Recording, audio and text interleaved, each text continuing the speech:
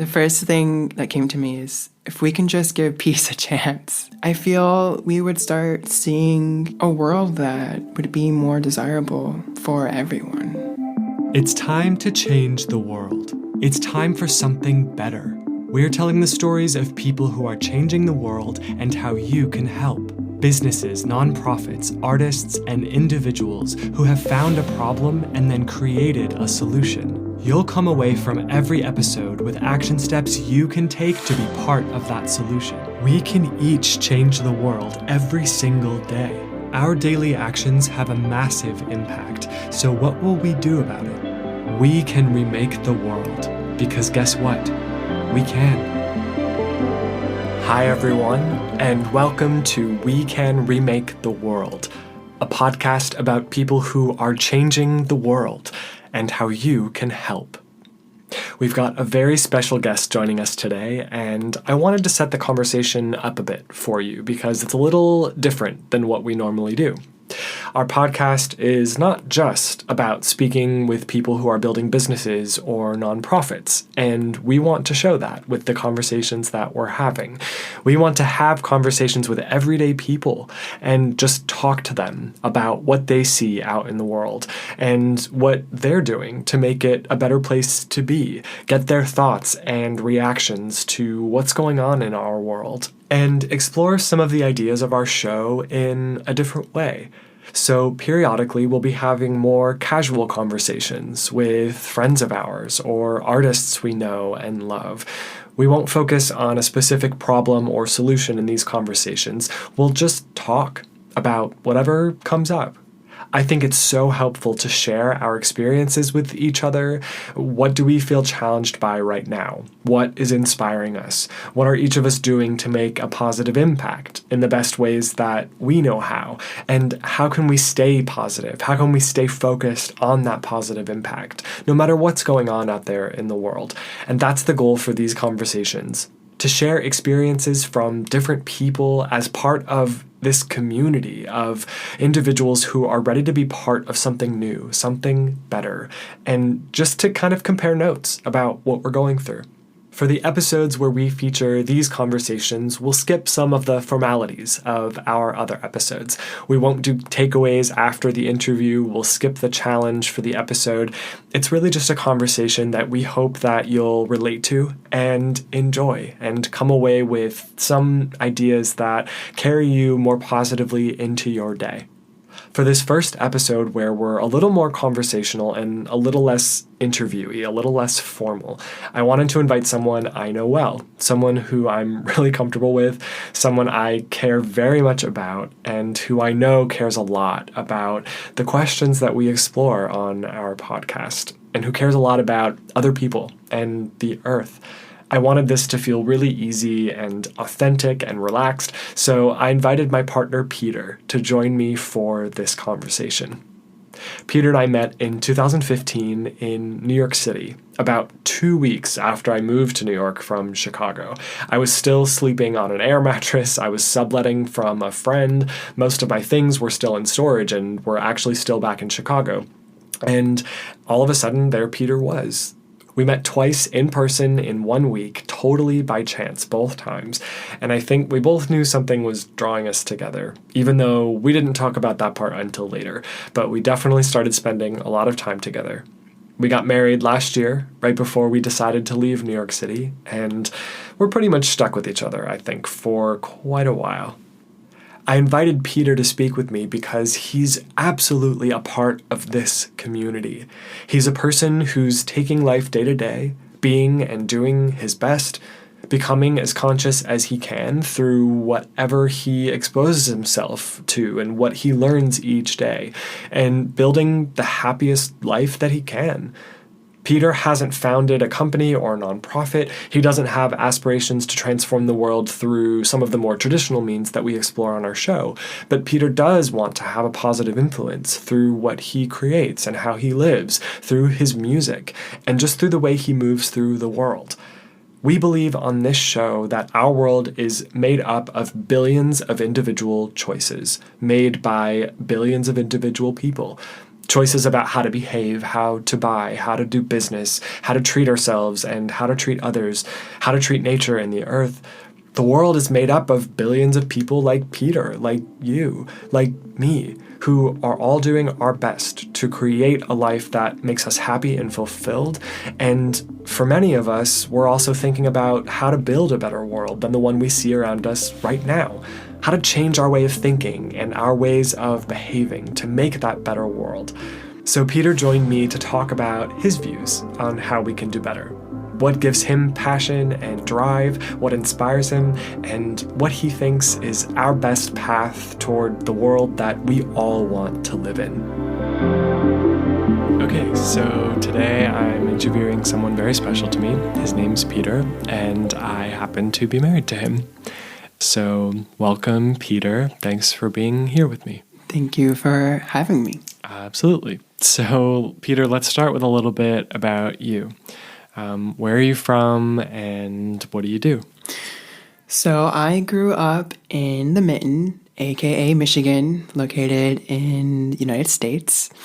And I started my journey in the Detroit area, where I quickly fell in love with music, and the Detroit Symphony had a big influence on my upbringing because that's how I first heard the cello, which I just fell in love with immediately. And I had the opportunity when I started high school to play the cello, and I just took off, and it kind of brought me to where I am now. What do you love about the cello? What made you fall in love with it?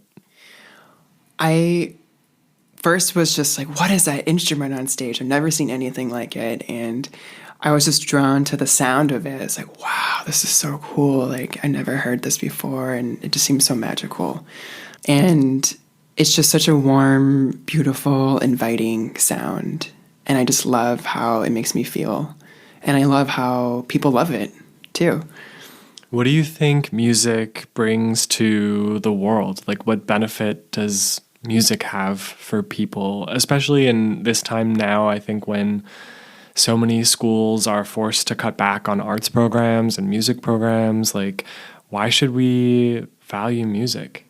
Well, music brings so much to the world. I mean, it can be comforting, it can bring joy, it can be an outlet, it can be a reminder, it can be a form of connection to other people. And I just feel it has such an important role in our lives as humans.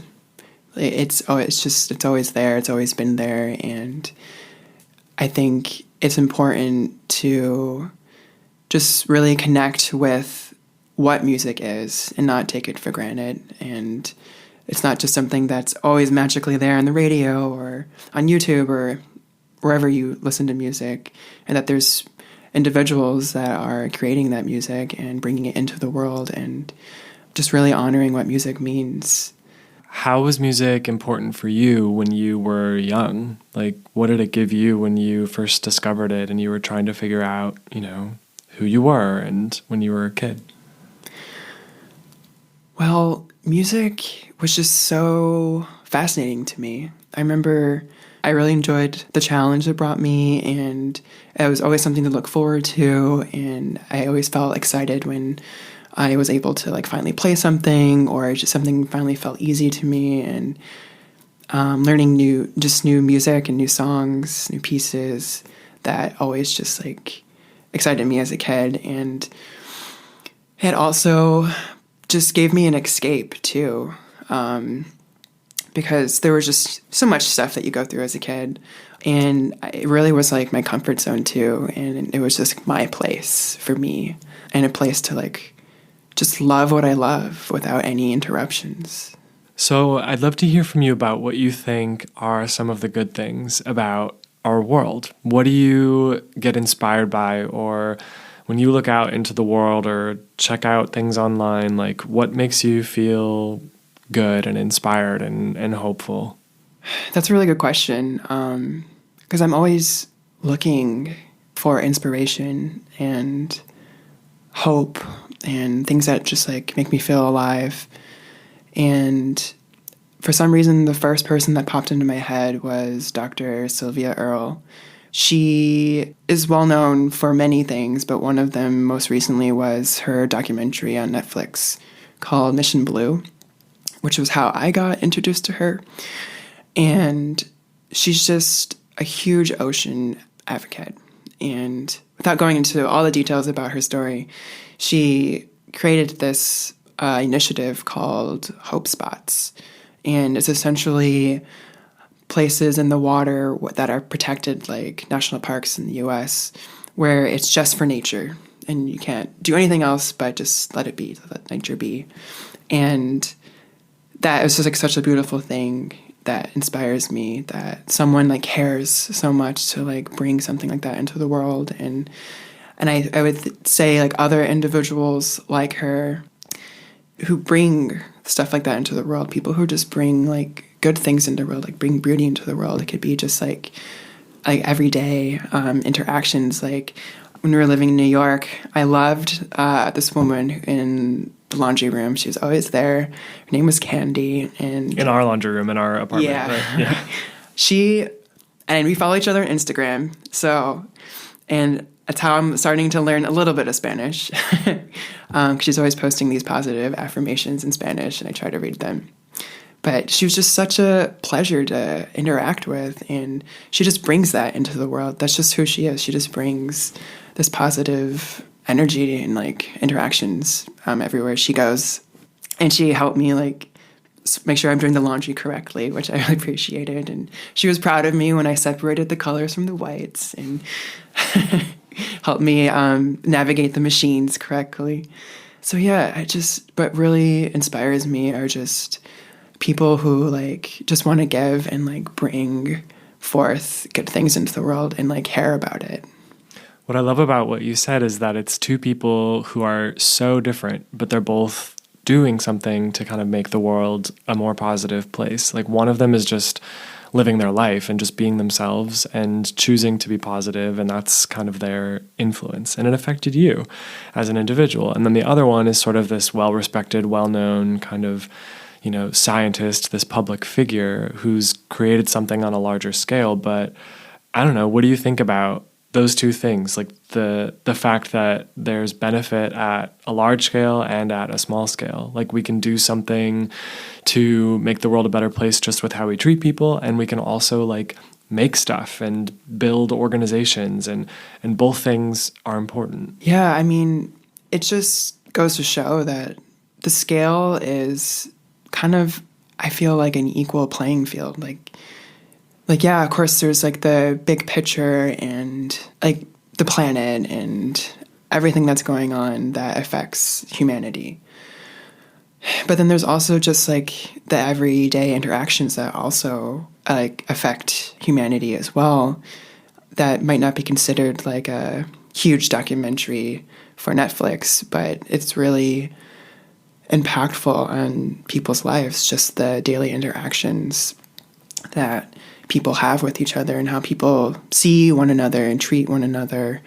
It's so important to have like that positive space and like to grow that positive space, and even if it might seem small. And then it's also important too to have those bigger scale projects as well, and like have the support of people to make something happen. And we're all like a collective doing it together. So I think it's all like more equal, and we just have to keep putting our best foot forward individually and like as like people who are inhabiting this world. Yeah, I love that. And obviously I agree. I mean, you know me well enough. I talk about this stuff a lot.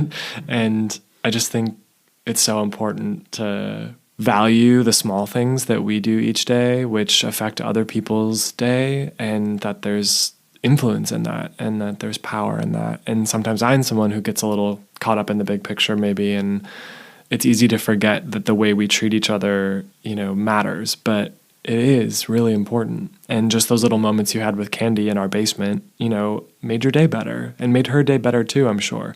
Because not everybody's open to just interacting with a stranger with, you know, with friendliness and with openness, and having the opportunity to express yourself like that with someone is a positive influence on each other.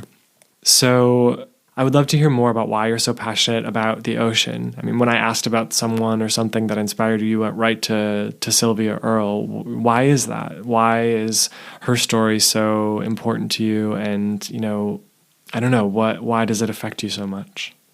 I just think it just stems from my childhood in some way. I just had a passion for it, and I think that just kind of stayed with me. And I remember also Mrs. Fox from third grade. She was such a influential teacher and person in my life, and she just shared with me things about like the natural world that I wasn't exposed to growing up in the Metro Detroit area. She would go on these big trips like to Death Valley, or she would just travel the world, and then she would come back and share the photos with us. And I remember one time she went on this whale watching trip, and she showed us the photos of the whales, and I was just like blown away. I was like, wow, like I've only ever seen that on the Discovery Channel, and it was just so magical to me. And from that moment, like I fell in love with whales and just with water even more, and that stuck with me. Yeah, it's always been the water, and I always was fascinated about like what is there and like how much there is to discover still. And I'm just so passionate about keeping it alive and just helping people to become just more thoughtful about it, you know? And I think that's important, just to kind of invite people into that realm of conversation. Because I know you, I know that you are really connected to animals and kind of the animal kingdom, and I know that it really like speaks to you in a lot of different ways. And I just would like to hear you speak about why you feel so inspired by whales and why you feel so connected to like ocean life. Like, try to put it into words, I guess. Well, I remember the first time I saw a whale.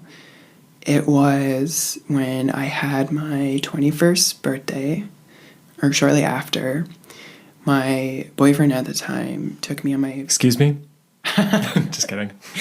He knew that I had this desire to go whale watching, and he surprised me with a trip down to Monterey, California, where we went whale watching. And it was my first time on the ocean, and I got so seasick. I remember I was inside the boat, and I was like, oh, my stomach. And then someone said, oh, the whales or the dolphins. I think it was dolphins first. And then just the sickness just went away from me. And I was just so mesmerized by like seeing this like almost like mythical creature that seemed so like conceptual to me because it was only on TV. And that's how I first started to really interact with sea life, was in that trip.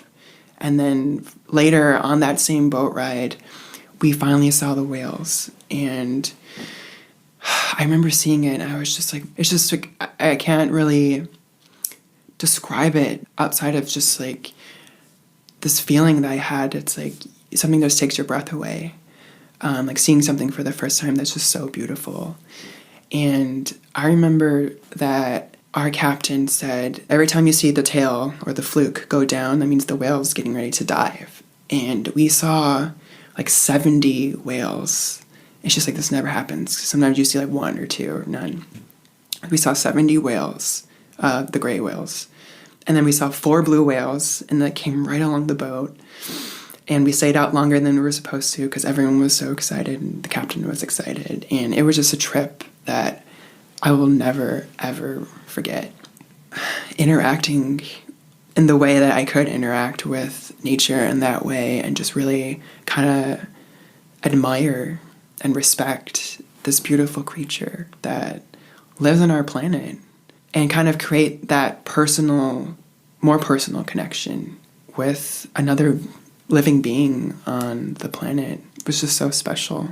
What do you think our role is or ought to be when it comes to how we treat the animal kingdom and the other living things on the planet? I would have to say it really begins with us, how we treat ourselves.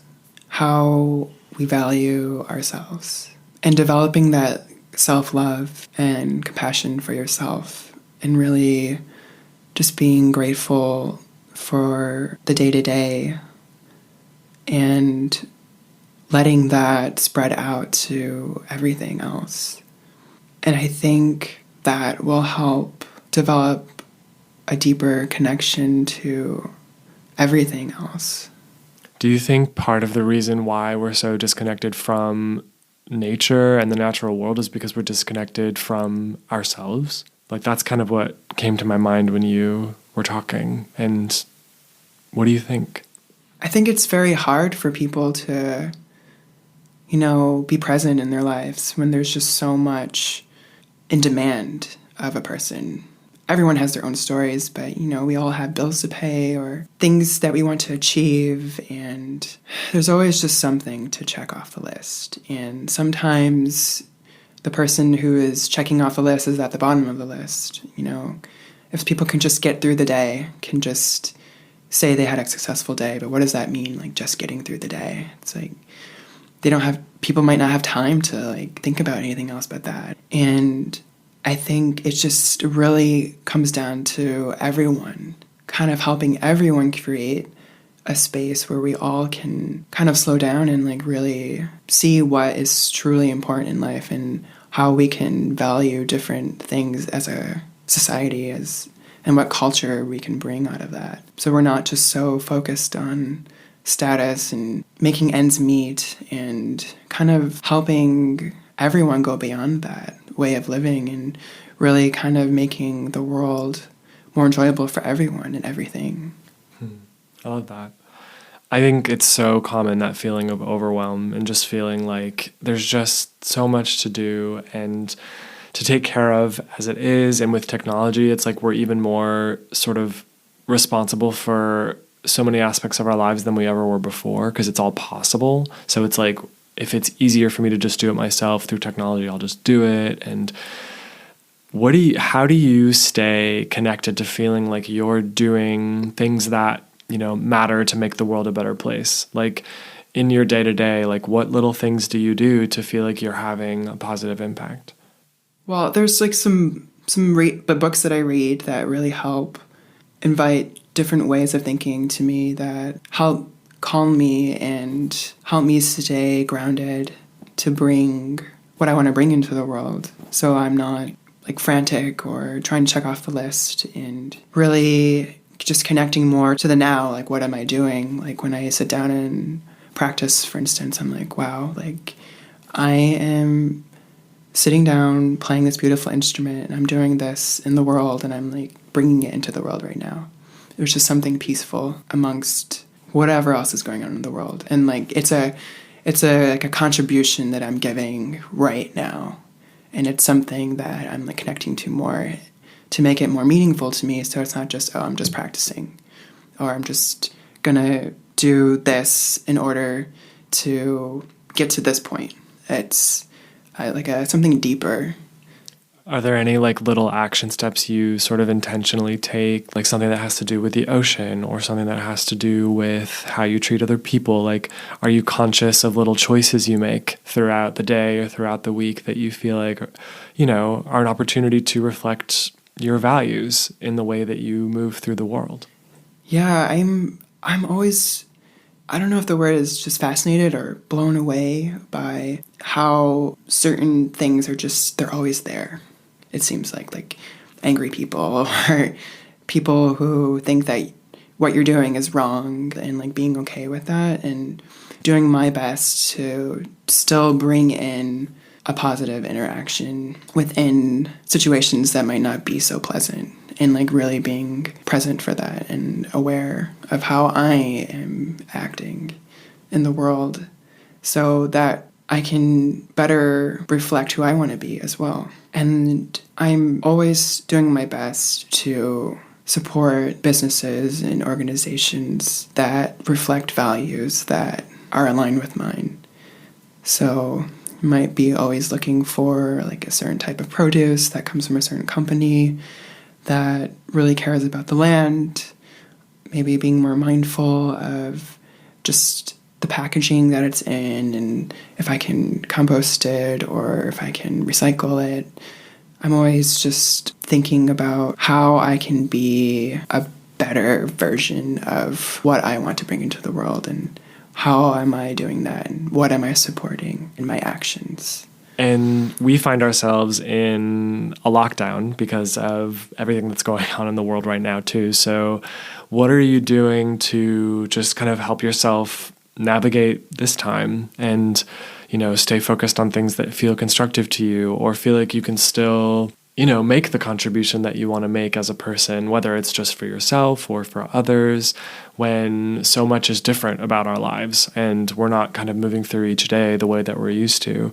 Like, what are you doing to stay centered? I've been really etching out routines for myself and not always in the way that you might think of, okay, now I'm going to work out, now I'm going to practice, now I'm going to read, now I'm going to email.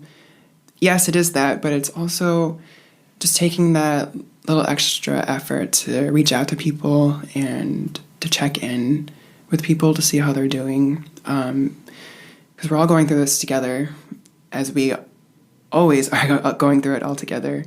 So that's definitely been something that I've been incorporating more, just making more time to reach out to people as well. So that has been something that kind of helps me feel centered too. And also just this kind of, since we are more at home, has really allowed me to unplug to a certain degree as well. And I've just been really taking the time to really reconnect to myself and why I'm choosing to spend my time the way that I am and what am I giving and how am I being in this world right now. So what do you do when you feel like you're just challenged by what's going on in the world? Like when you're having one of those days where you check in with the news and it's just like the normal stuff, a lot of those stories feel so negative. Like, what do you do to keep yourself focused on the kind of world that you want to live in? Yeah, I mean, it can be really overwhelming sometimes. Like I turn on the news for 5 minutes and I'm just bombarded by the chaos, and it is a lot to even comprehend. I don't fully understand it, and all I know is what I know and what I feel in my own reality, and I kind of just take that for what the news is and acknowledge that there is a lot of suffering and unfortunate things going on in the world right now, and I just do my best to acknowledge the things that I have in my life and to be grateful that I am in a position to, even practice the cello and just not have to worry about certain things that other people have to worry about right now, and to really acknowledge the good that's going on in my life and how I can just kind of radiate that out to other people, whether I know them or not. That's just kind of my focus when I hear the news. I just focus on what I can do in my little corner of the world, as your mom would say, my little corner. So yeah, I just try to focus on my own little corner and just kind of share it with people as much as I can. If there's one thing that you wish everyone understood about the power that we each have to make the world a better place in big ways or in small ways, however we can, what would it be? My first thought was that we all matter. Everyone matters. No matter what the circumstances of everyone's own individual life is, we all matter and we're all here. And just imagine if everyone decided to say just a quick hello when they're walking by in the street, and just how that would change, I feel, everyone's day. People just saying hi to everyone and acknowledging another human being and not just dehumanizing the other person in a way. So just really acknowledging the existence of everyone else and not to be in this false image that we're separate, that we're the other person doesn't matter. This made me think of my mom. My mom, she always does that. She's always that friendly open, warm person and just saying hi to people, and just how that just opens up people generally, whether they say hi or not.